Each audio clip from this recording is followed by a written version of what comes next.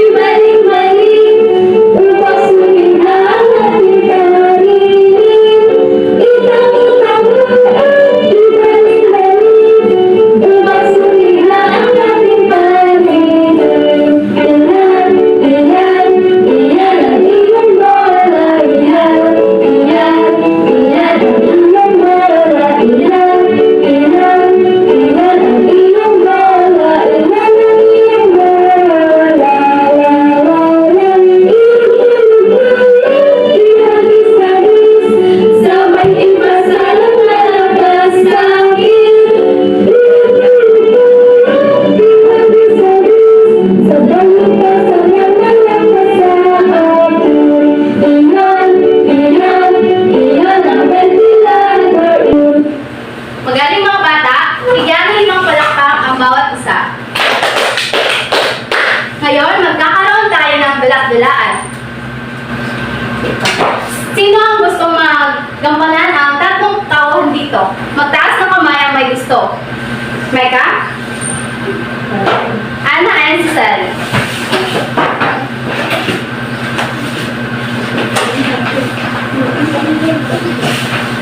Halina nating simulan.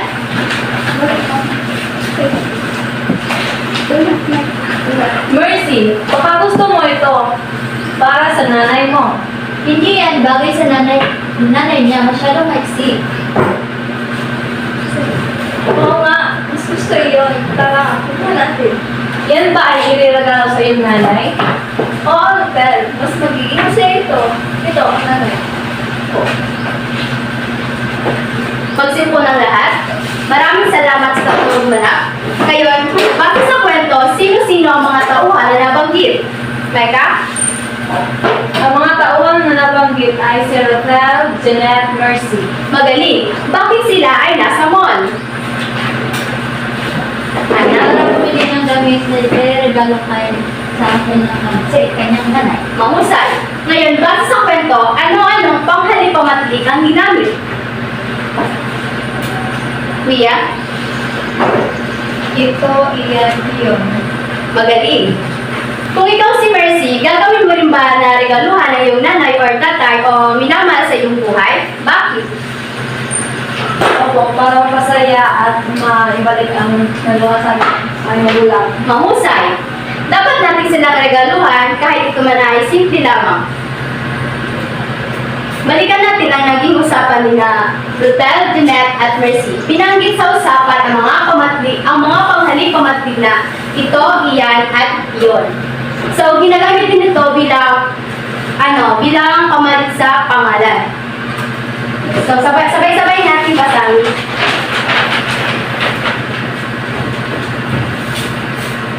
Panghalip pamatlig ay ang panghalip na ginagamit sa pagtuturo ng tao, hayop, bagay at mga pangyayari. Ngayon mga bata, may inihanda akong isang laro at ang tawag dito ay Jumbo Opo. Ngayon, simulan natin. Anong salita ang mabubuo nyo dito? Mecca? Unang panahon. Tama. Sa pangalawang, Ikalawang panahon. magaling. Ano naman sa pangatlo? Ikatlong panahon. Magaling. Sa mga nabuo nyong mga salita, tukuyin nyo kung anong salita ang aking babanggit base sa ibibigay kong mga kahulugan. Ngayon, ito ang pangalan na ginagamit sa kung ito ay malapit o hawak ng isang tao. Ano ito? Ana? Unang panahon. Tama. Ito ay unang panahon dahil malapit lang ito hawak ng isang tao kapag ito ay nag-uusapan. Ano naman kapag ito ang pangalang, itunutukoy dito kung ito ay malayo o malayo sa pinag-uusapan ng mga tao. Teka? Ikatlong panahon. Tama, ikatlong panahon. Ano naman sa tinutukoy naman ito ng pangalan kung ito ay malapit lang sa pinag-uusapan? Sen? Ikalawang panahon. Tama. Ikalawang panahon. So, sabay-sabay nating basahin kung ano ang mga ibig sabihin nito. Ngayon, unang panahon. Unang panahon ay ang pangalang tinuturo o tinutukoy ay malayo na sa salita o nag-uusap. Sunod, Ikalawang panahon, ang pangalang tinuturo o tinutukoy ay malapit o hawak ng taong kinakausap. pangatlo, Ikatlong panahon, ito ay ang pangalang tinuturo o tinutukoy ay malapit o hawak ng taong nagsasalita. magaling mga bata. Bigyan ng 5 palakpak ang bawat isa. 1, 2, 3, 4. Ngayon, pansinin ang larawang ito. Ano ang mapapansin nyo sa larawang ito? Mecca? Ang bata ay naglalaro. Magaling. Base sa larawan, ang bata ay naglalaro ng bola. So, kung makikita natin sa unang larawan, hawak ng bata ang bola. So, paano natin mabubuo ang isang larawan base sa pangusap na ito? Sen? Buo ito, ang paborito kong laruan. Magaling. Ano naman sa pangalang larawan? O paano niyo ito mabubuo? Mecca? Iyan ang paborito kong larawan. Magaling. Ano naman sa pangatlong larawan? Iyon ang paborito kong laruan. Magaling. Bigyan ng 5 palakpak ang bawat isa. So, ngayon mga bata, ano ang napansin nyo sa inyong mga sagot? Sino ang makapagbibigay ito?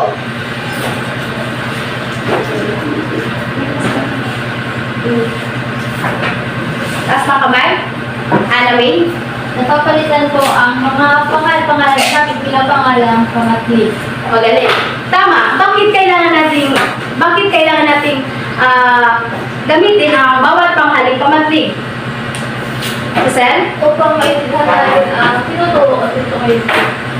Kung ngayon, ang panghaling pamatlig na ito, iyan at iyon ay sa anong panauhan kabilang ito? Mecca? Una, ikalawa, ikatlong panahon. Mahusay mga bata. Ngayon, sino ang makapagbibigay ng mga halimbawa nito? Ana? Ang bag ko ay maganda. Ito ay regalo ng aking ina. Tama. Sa ibinigay niyang halimbawa, makikita natin, masasabi natin na hawak niya ang kanyang bag. Kaya ginamit niya ang panghaling pamatlig na ito. Pangalawa, sino ang makapagbibigay sa ikalawang panauhan? Mecca? Sa iyo ba ay ang ballpen na hawak mo? Mahusay. Sa sinabi niyang halimbawa, masasabi natin na iyan ang ginamit niyang panghaling pamatlig. Ano naman sa pangatlo? Sen? Yung iba na papel kong iyon.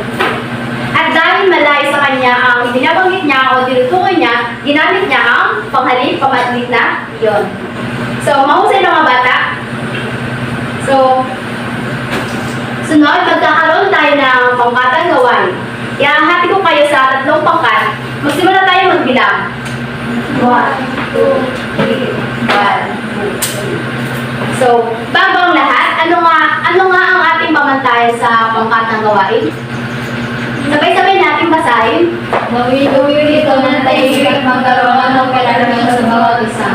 Respetuhin ang opinyon ng bawat isa. Gawin sa tamang oras. Bibigyan ko kayo ng 3 minuto pang gawin ito.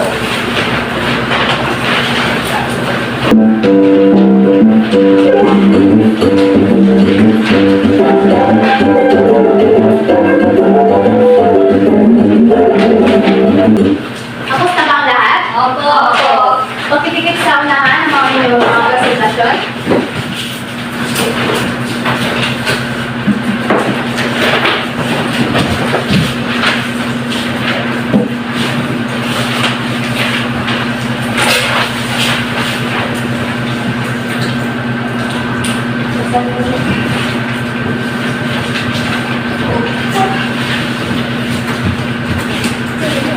Pangkat isa, pang-present ang inyong gawa. Panuto, suriin ang mga larawang nasa ibaba. Buuin ang pangungusap gamit ang panghalip pamatid. Ang lapis ko ay bago. Ito ay matulis na gamit. Ito ang pinamit. Ang lapis ko ay bago. Iyan ay matulis na gamit. Ang lapis ko ay bago. Iyon ay matulis na gamit. At iyan ang yan. Mahusay mga bata, bigyan ng 10 palakpak ang bawat pangkat.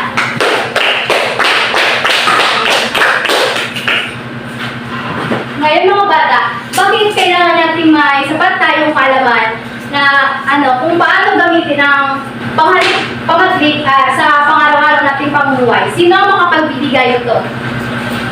Becca? Upang tayo ay mayroong maayos na pagkakanawan at basta ang ating gagamitin. Tama. Mahalaga ito upang tayo ay magkaintindihan at ng ating mga kausap at tayo rin ay makakapag-ugnayan ng maayos sa bawat isa. So halimbawa, inutusan ka ng iyong nanay o tatay mo na bumili sa labas o bumili ng bagay na ito. So, bakit kailangan din natin na malaman na ang pangalan na ginamit ay napapalitan ng pangalan na pangalit na pamatik? Ana? Upang matukoy natin kung ano ang tinuturo nito o sinasabi ko. Mahusay. So, ano ang panghalip pamatlig? Sino ang makapagbibigay? Si Sen? Ito ay mga panghalip na ginagamit sa pagtuturo ng tao, hayop, bagay, lugar at pagbilang. Tama. Ngayon, ano-anong panahon mayroon ang panghalip? Teka? 1, 2, marami na.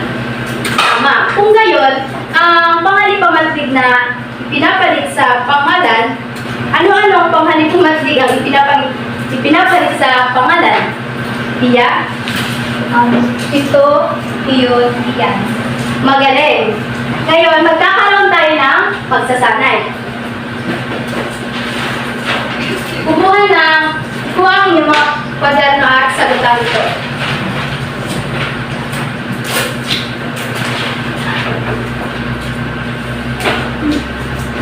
Basahin muna natin ang panuto. Suriin mabuti ang mga larawan at pumili kung anong mga ipamatik ang ginamit. Isulat sa patlang. Ngayon, simulan niyo na.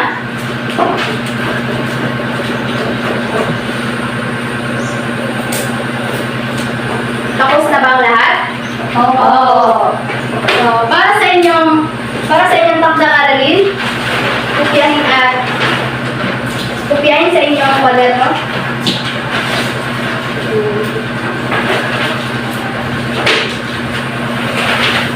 Basahin natin. Basahin ang mga kakayahan na nasa baba. Gawin ang nasaan ng mga ito sa patlang. Tapos na bang lahat? Opo. Opo. Ngayon, dyan lamang po nagtatapos ang ating aralin.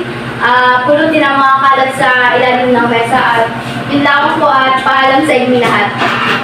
Paalam.